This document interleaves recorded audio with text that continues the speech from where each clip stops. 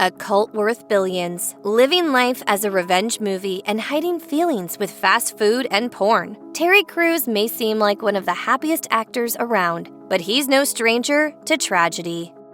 Terry Crews comes from a strict religious family in Flint, Michigan. As a child, he wasn't allowed to play sports, listen to popular music, or go to a movie theater. As he explained on ABC's Popcorn with Peter Travers, Crews said that at age 9, he begged his mom to let him see Star Wars at a drive-in theater. That's when he realized what he was missing. I didn't know I was going to be an actor, but I was like, somehow, some way, this changed my life. The bigger problem for the Brooklyn Nine-Nine star was his hot-tempered dad. As he told Wendy Williams, "My father was addicted to alcohol and my mother was addicted to religion." On an episode of Running Wild with Bear Grylls, Crews said that he bulked up to defend his mother from his father whenever he became abusive and beat her, saying, "It was one of those things where I knew I would have to get stronger because one day I thought I'd have to fight him." According to USA Today, on Christmas Day 2000, Crews' father smacked his wife so hard that, according to the actor, it messed up one of her teeth. Crews leapt into action and admitted to beating up his father in retaliation, thinking he might feel some sense of relief or retribution for his mom. Crews said, "I didn't feel one bit better. It left me with nothing." Terry Crews had a less than stellar 5-year career in the NFL. He played for the Los Angeles Rams, the Green Bay Packers, and others before he retired in 1996, though he may have burned a few bridges with some of his teammates after his departure. During a 2017 appearance on First We Feast, he opened up about why he ditched the NFL for good, saying, "I got a tryout with the 49ers in 1997, and they treated me so bad. I mean, they treated me like I was dirt." That, he explained, was the last straw, and he told his wife that he was done with his football career. In 2014, there was another dust-up with the league. According to Sports Illustrated, former players were suing the NFL for giving pain medications and other drugs to its athletes so they could keep playing, despite the long-term risks. On SI Now, Crews was asked if he would decline drugs or surgery if a team doctor recommended it. In his answer, the former linebacker suggested that the league may not be watching the players' backs, saying, "It's really like a cult. I'm going to say it. The NFL is a cult. You believe in it, and you're like, they wouldn't do anything to hurt me. They never would. And, maybe they would."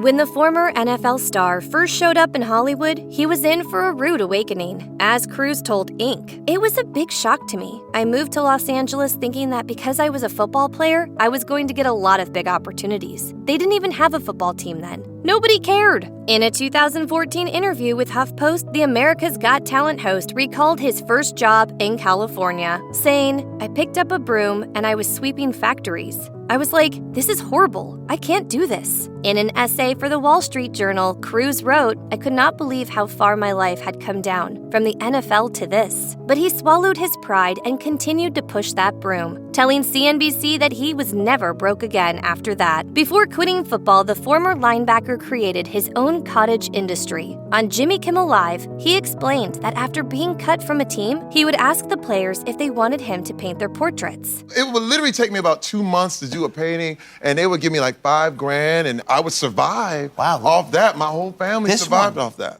Many pro athletes struggle with their post-retirement transitions, and Terry Crews was no exception. He was depressed after going from professional athlete to barely scraping by, and he turned to fast food for comfort. After indulging himself in burgers, fries, and bags of cookies, he packed on 30 pounds, sharing with ABC News, "I learned that a lot of the eating thing and any problem with eating has a lot to do more with your emotions." In an interview with The Hollywood Reporter about his memoir, Tough, Crews revealed that despite his early success, he would often get depressed as soon as a project was done, saying, "I had determined my worth through the opinions of other people. So it was like, if everyone loved me, then I was great. But if I wasn't working, I was a failure. I was never satisfied." In his 2014 book, Manhood, the White Chicks actor explained that his mental state was intertwined with his porn addiction, writing, "I soon established a pattern where any time I was dealing with anxiety, I acted out with pornography. On the other hand, I felt bad because I knew I shouldn't do so, but at the same time, it was exhilarating, a rush, like taking a drug."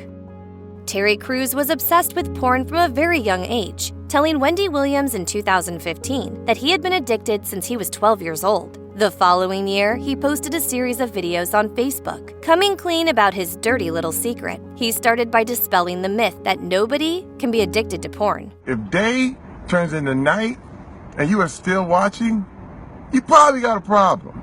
And that was me. He explained how it impacted him, going on to say, "It changes the way you think about people. People become objects. People become body parts. They become things to be used rather than people to be loved." Terry Crews shared that his addiction threatened his marriage, and wanting to change, he went to rehab and kicked the porn habit, but never spoke to anyone about it, including his wife, for years. His addiction and his silence drove the couple apart, with Crews telling people, "Every time I watched it, I was walled off. It was like another brick that came between me and my wife. Fame made it worse. Hollywood didn't care. It still doesn't care if you lose your family. It happens every day."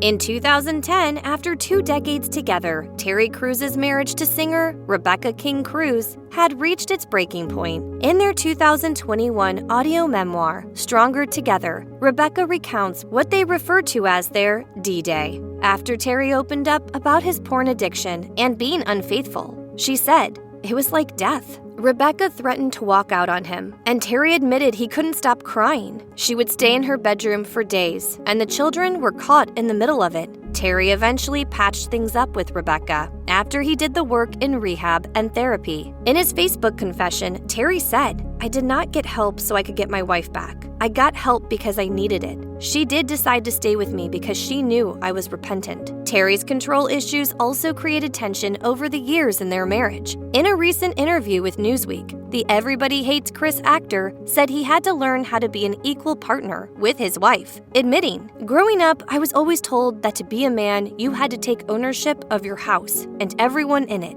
I had to realize that you cannot love someone and control them at the same time." After growing up in a violent home, it took Terry Crews a while to admit that he had anger management issues of his own, saying during a panel at the 2018 Teen Vogue Summit, "I've been involved in some of the most competitive, toxic environments you could probably ever be in, but I was also a card-carrying member." The Expendables 3 actor said that his anger issues were on full display while raising his eldest daughter, and while speaking to E.T., Crews admitted he had a history of popping off, saying, "You have to understand, I lived life like it was a revenge movie. I'm gonna get everybody back whoever did anything wrong to me, ever." One time, after a man was disrespectful to his wife, he slammed a guy headfirst onto the concrete, after which Rebecca pulled him aside for a serious talk. She said, at a minimum, you're gonna get sued, okay? And at the maximum, someone is going to kill you. In Tough, Crews wrote why he believes controlling your anger is actually a sign of strength, writing, "Anytime you're acting out of anger, you're not in control. You're allowing yourself to be provoked. To be filled with anger and rage is to be powerless and weak." In 2017, Terry Crews became one of the first men to come forward with his story as part of the Me Too movement. With a series of tweets, he shared that while he and his wife were at a Hollywood function, an executive came over and groped his privates. Then, in an interview on Good Morning America, the actor identified the executive as Adam Vennett, a high-powered talent agent with William Morris Endeavor, also known as WME. He comes over to me, I stick my hand out, and he literally takes his hand and puts it and squeezes my genital. Crews went on to speak about how he felt powerless after the incident, saying, "When a person of power breaks that boundary and violates that boundary, you're a prisoner of war." He also spoke about being unfairly judged once the story broke, telling Newsweek that he was victim-shamed, and said, "I remember a time when people told me, it's impossible for you to get sexually assaulted. You're too big. But that's like saying you're too big to get shot." According to USA Today, Crews filed a lawsuit against Vennett and WME, which was settled in 2018. According to a statement obtained by The Hollywood Reporter, Vennett was planning to leave the agency. Following Terry Crews' sexual assault allegations, he was invited to testify before the Senate Judiciary Committee about a bill to support sexual assault survivors, saying, "What happened to me has happened to many, many other men in Hollywood. And since I came forward with my story, I have had thousands and thousands of men come to me and say, 'Me too, this is my story.'" After filing his lawsuit, Crews said calls stopped coming in, and he was in danger of being blacklisted as a result of speaking out. In 2018, he told BuzzFeed, people don't understand that Hollywood is a very violent place. The best way to put it is that it's like a plantation. A year later, on the Clay Kane show for SiriusXM, he was asked if he felt freed, to which he replied, "I ran away. I'm the slave that ran away. You gotta understand, I was being followed. Our phones were tapped. You talking a lot of money, $1 billion industry. The whole point was to find dirt on me that they could use against me." In spite of it all, Cruz's career seems to be thriving, with the actor telling BuzzFeed, "They don't want to see me comment, but I'm not going anywhere." If you or someone you know is struggling with mental health, please contact the Crisis Text Line by texting HOME to 741-741. Call the National Alliance on Mental Illness Helpline at 1-800-950-NAMI 6264 or visit the National Institute of Mental Health website.